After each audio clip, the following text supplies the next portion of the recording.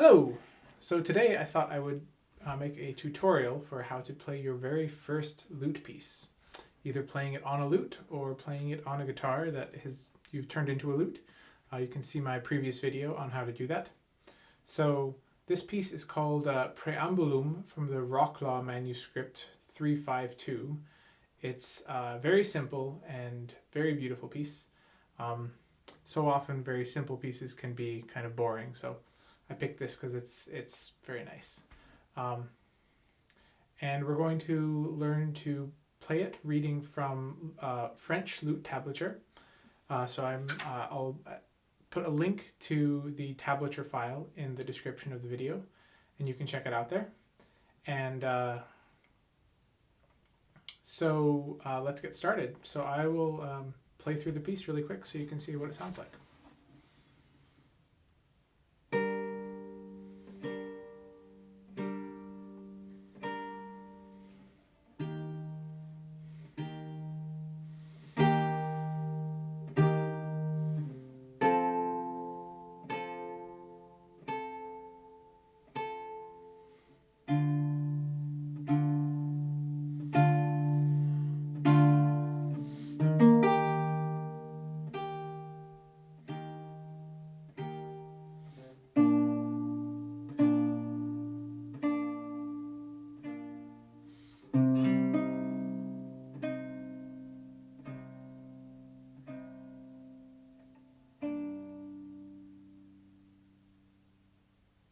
So that's actually just the first half of the piece, but it comes to a nice conclusion here, and so we'll treat this first part of the piece as our first lesson, just playing that. So as you heard, it's just a series of chords.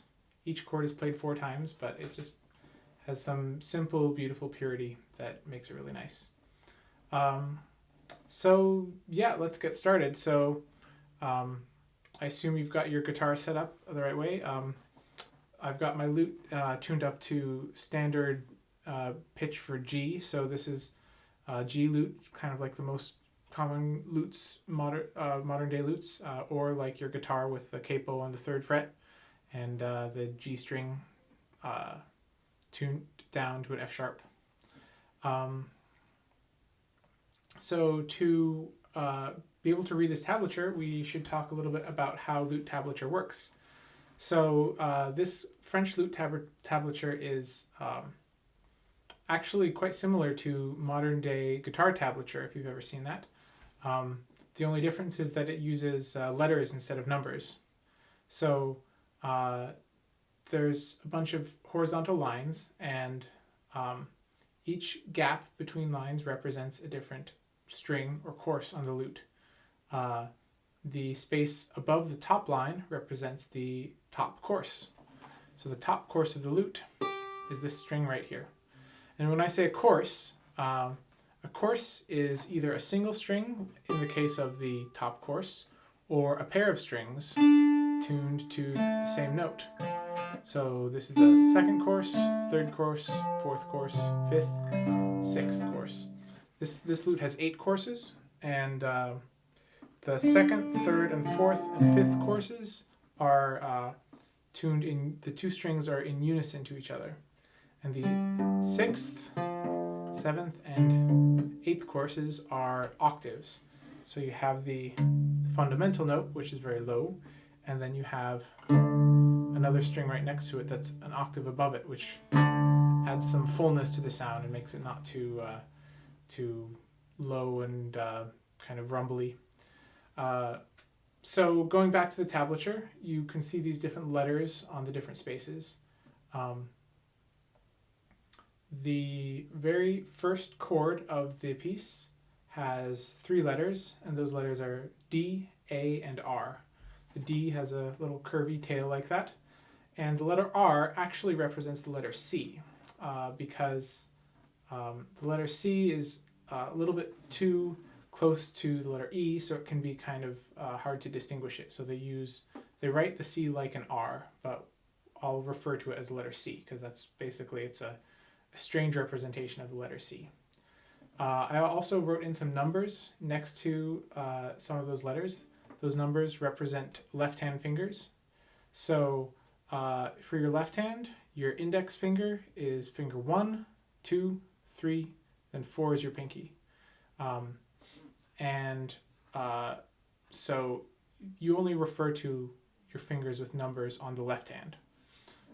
So the fourth finger is your pinky, and here I've written on the first chord that you use your fourth finger on the note, the D tablature position.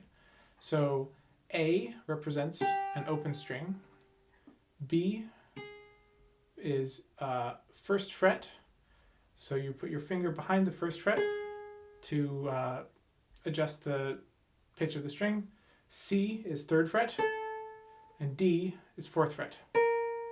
So here we have D is third fret. So here we have D on, which is the third fret of the top string.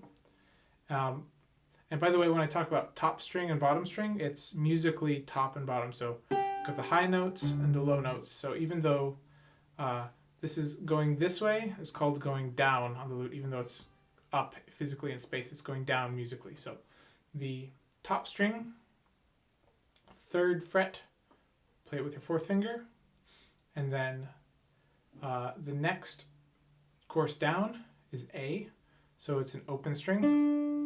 The next string down you skip, you don't play that string, and then the next course down is a C, which is second fret, and you play that with your second finger. So here is the left hand position. So we've got two fingers down, one on the third fret, one on the second fret.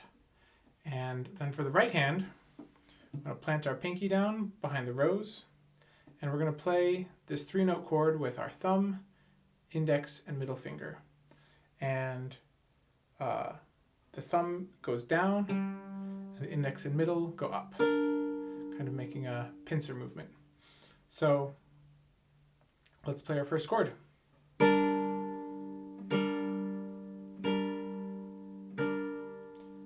Now we're on to our second chord. So we have the third finger is on the fifth course, third fret, and our first finger is on the third course, first fret, and then the first course is open. And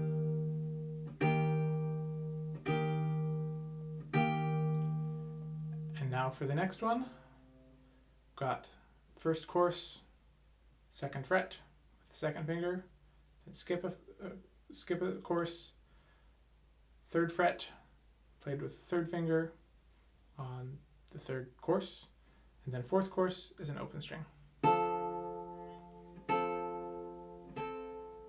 And then why don't you see if you can figure out the next one?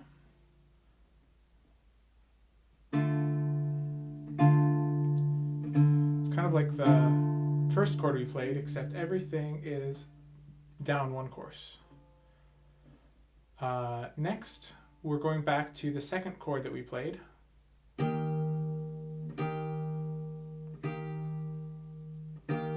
Now the third finger is going all the way down to the sixth course. And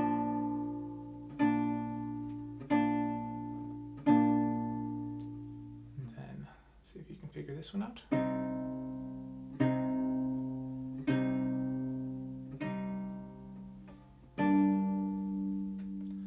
Have it. You can call that your first piece. So it's never too early to start thinking about playing it with musicality and beauty. So a few tips on how to do that for this piece. First, you want to try to get a legato sound, which is a nice kind of smooth, connected sound. So you don't want it to sound like this.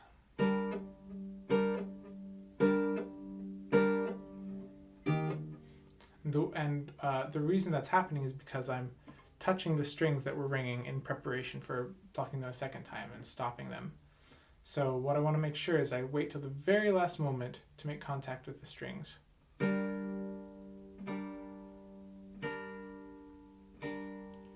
get a legato sound. The second way to add musicality is to emphasize the downbeat, which is the first note of each measure. So the measures are divided by these vertical lines. So, and you emphasize it by playing it louder, and then the next 3 notes can be a bit softer. So loud, soft, soft, soft, loud, soft, soft, soft, like that. You can also vary, having some measures louder and some softer. And I've made some suggestions with kind of crescendo and decrescendo marks how you can do that. And these little kind of greater than symbols are these accent notes, accent mark, which could indicate a louder note. Renaissance lute tablature didn't have any dynamic marking, so it's entirely up to the player to decide how to interpret it. So the most important thing is that you pick some kind of way to vary the measures. You could roll a die and let that determine how loud each measure should be, and it would sound nicer than playing every measure the same. So have some louder measures, have some softer measures, have it grow and fade away. Another thing you can do, and make sure to use this sparingly, is to roll some chords or do arpeggios, arpeggiate the chords. So I do this little vertical squiggly line, which represents rolling the chord. And the way you do that is like this. So you play the bottom, middle, and top note separately. And that has a nice effect when used sparingly. If you overuse it, then it tends to kind of muddy things up. So I have 2 different places where I suggested maybe you could do arpeggiate the chords. And then the last thing is that the final cadence, or the final resolution, which is this last chord, it's always nice to make that a nice, quiet, still resolution. So getting a running start from the last measure before that.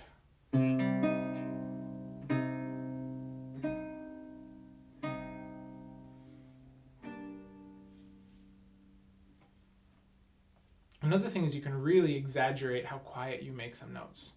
So from the beginning.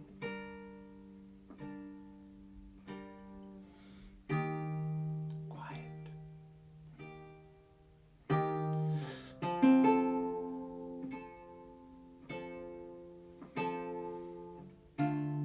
So those are some tips. Hopefully that'll be enough to get you started. We'll talk about rhythm next time. For now, just play every note with the same length.